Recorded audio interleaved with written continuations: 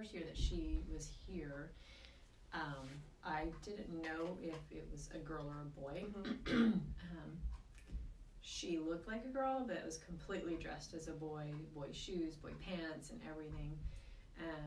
She actually blended in very well. Mm-hmm. I know some other students questioned, and because I actually came up to a student and I questioned, they're like, oh, well, I don't know. Mm-hmm. The kids actually were very accepting Mm-hmm. of her, and that's generally what you have in the younger grades. They're just more accepting. They don't have the ability to think They don't about have that. like Right. that perception. Yeah. And then as she got older, honestly, we didn't have, unfortunately, we didn't have any issues because she was very popular. She hung out with the boys a lot because she liked to play kickball and soccer, and she actually got on the city league football team. Nice. She blended very well. Yeah. The transition was well, but I did have conversations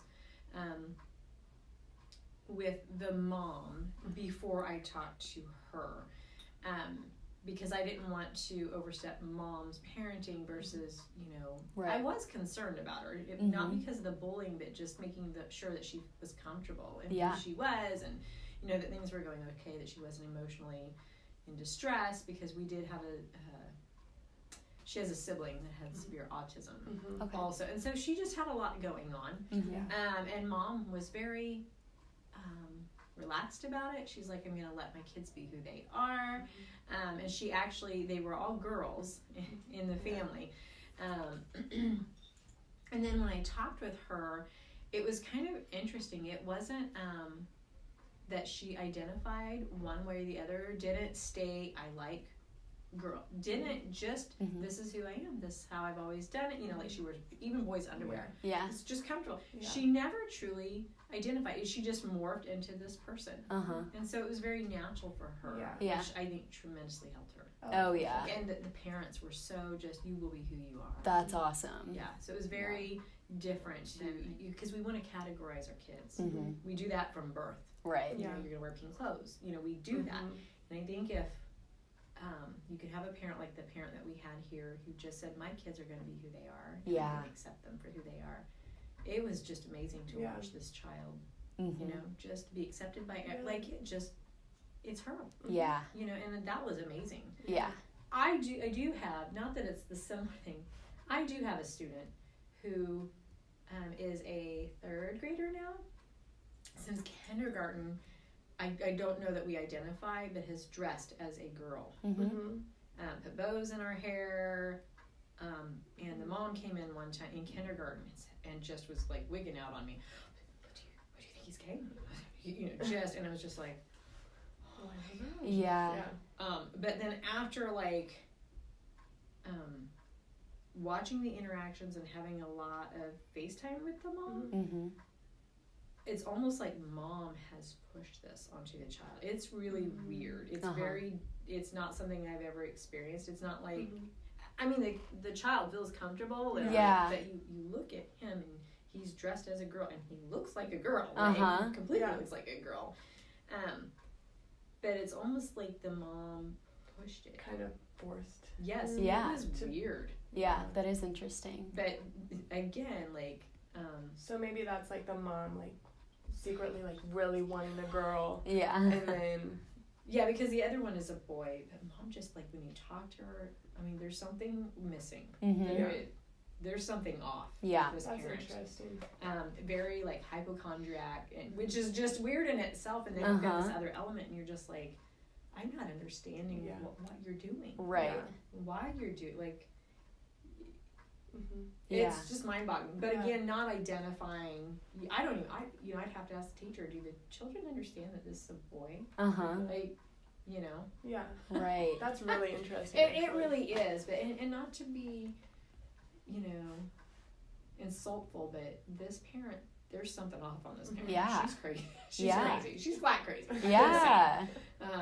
Because the other kid, it's okay for him to urinate out in public. I'm like, that's not. That's what we not. do. No. You'll get you can get arrested for that. Yeah. I came out one day and I'm just like, No. Urinate out here, and that's the older one. He was a third grader at that time. I'm like, what are you doing? Yeah. Like, that's not. I mean, I get boys and going camping, but this is a school property. This is school, yeah. Yeah. Like your place to come and learn.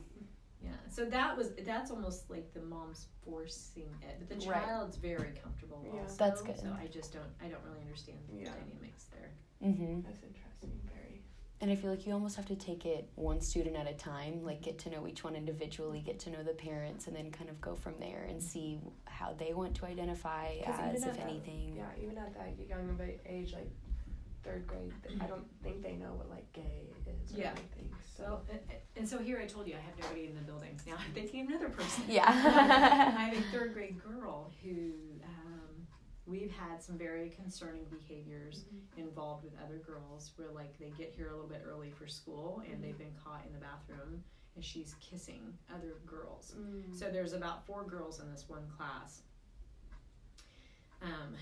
And then there's been reports of them going to the far end of the playground behind a tree and kissing.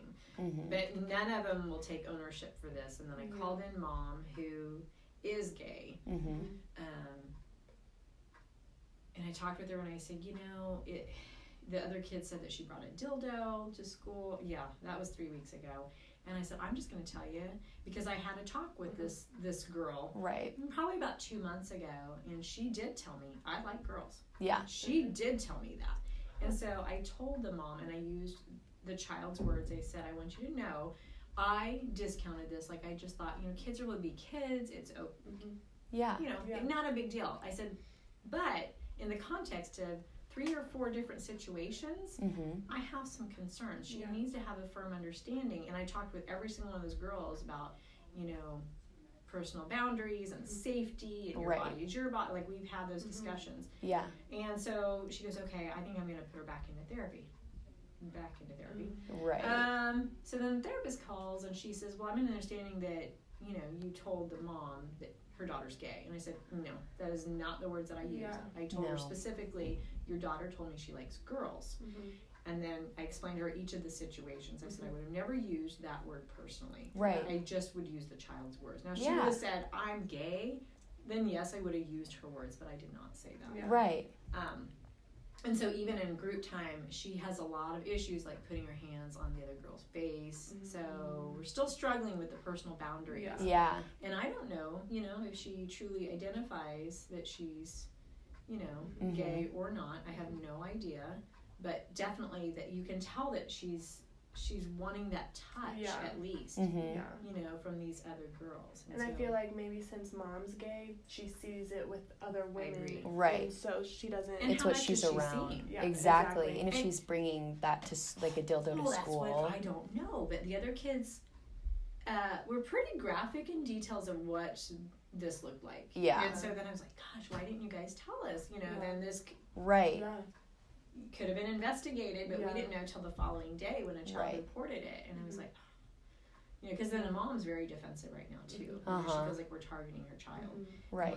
We're not trying to. And she has a lot of other behavioral issues too. So I'm sure mom feels like, you're targeting my kid because she's always in trouble.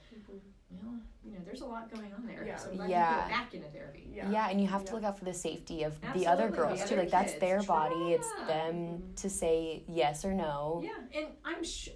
I don't know if it happened. Yeah. I don't know if it happened because every single one of them denied it. And I thought, we have to think about the element of it's embarrassing. Yeah. And they probably knew, like, this isn't okay. Right. And, so you just don't pitch it. You just ask for it. And if they don't give it to you, then you just have to walk away from it. You can't sit there and accuse them. Right, exactly. And they're kids. And it's embarrassing. I mean, I would imagine that they're embarrassed. I don't know. Yeah. So... Sorry, I had none. No, and thank you for talking to us. That really helps a lot. Yeah. And it is an interesting topic. Like, it's just interesting getting other perspectives and seeing what other schools are like. Because no school is the same. Yeah. Have you been to other schools yet? No. We had a mom from Wamego come in who has a child there who is transitioned, or they have transitioned.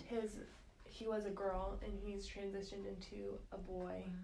And so what she told us is that when he was 7, he said, at the time it was she said, "Mom, I feel like a boy," and she kind of just didn't know what to do and was like, didn't really do anything about it. Then after 5th grade, he goes, "Mom, I feel like a boy. I am a boy."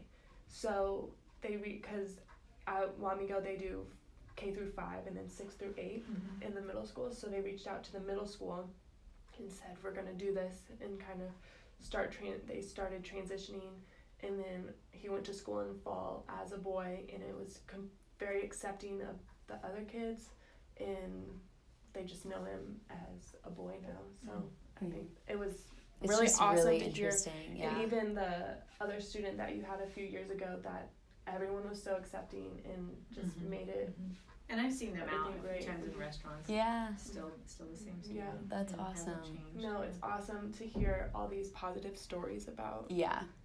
Just, but there being no issues, and I think times are like really changing. Yeah. And because, I mean, when we were even in elementary school, high school, like, I know I had a couple of gay friends, but even like it was still years very and new. years ago. Yeah. But you probably didn't know that some of them were gay. Cause I had exactly. 3, and I went to St. George, a very small school, and I had 3 that now are married to their partner, and I had no idea. Yeah. I mean, we dressed out in volleyball. Yeah, exactly. You know, like, kind of freaked me out. Yeah. And I feel like from talking to the social worker at the high school, I don't hear anything about it, but I feel like even at our high school, I feel like it is more, we are changing. Yeah. We have a long way to go. Yeah. Right. But I do feel like kids are more open about accepting that. And I feel like since it's more out there now, like kind of in the news, that states are changing celebrities, laws. yeah, that YouTubers. It's very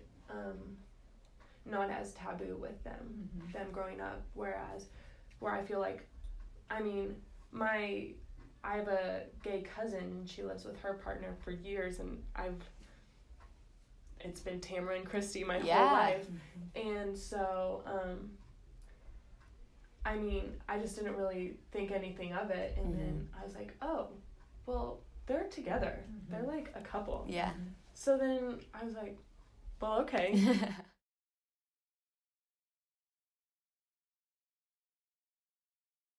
Tell me about your experiences. So, years ago, this was probably, 12 years ago now, when my mom sat me down and explained to me that my uncle was gay, and she explained to me what that meant, and I think the way she went about it was really respectful and really kind towards him. And I was younger at the time, so I think she went about it in a way that I understood too, and it was very open and accepting, and it just kind of made me realize, like, people can love whoever they love, and that's totally fine, and we just need to be respectful and be kind to them and realize that that's their choice, and that's totally fine. It's their life, they make their own decisions, and I think that's how school should be too. So sweet. So in high school I had a friend, and always in the back of my mind I thought, could he be gay? I was like, I don't know, I don't really care. But then one day he finally came out to me and was like, Devin, yeah, I'm gay. And I wasn't surprised by it, and it just kind of took me a second to be like, oh, this is actually real now. It's not just like a thought, like, could he be? But he is. But I have gay family members who I've grown up with. My mom's cousin has her partner. They've been together forever. They're awesome. I just think that our friends and family and others and our students, we need to support them in however they choose to live their life.